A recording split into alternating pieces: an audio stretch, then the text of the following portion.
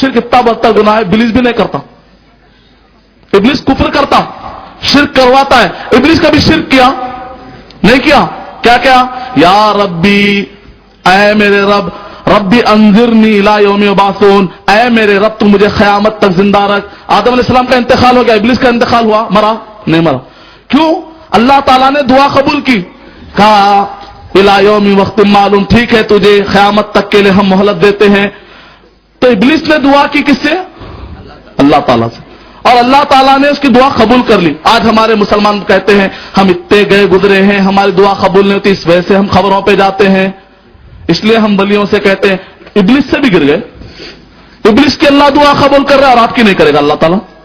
इब्लीस ने दुआ मांगी, ऐ मेरे रब, डायरेक्ट दुआ मांग रहा, वसीला डाला, इसलिए इब्लीस ने बगैर वसीले के दुआ मांगे तो भी कबूल हो रही है। ऐ मेरे रब कहा जा रहा है। इब्लीस यहां पर रब को पुकार रहा है, रब के अलावा किसी और इंसान को बुला रहा है, किसी और इंसान को बुला रहा है इब्लीस। ऐ आदम, तुम अल्लाह ताला तुमको इतना चाहते हैं कि तुमको सजदा नहीं करने की वजह से अल्लाह ताला मुझे जन्नत से निकाल दिए।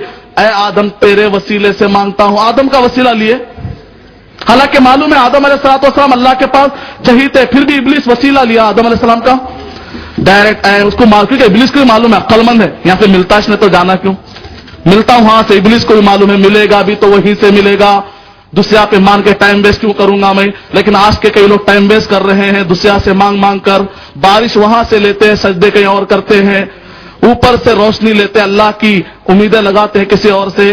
तो शिर्क करना बदतर गुनाह इब्लीस से भी।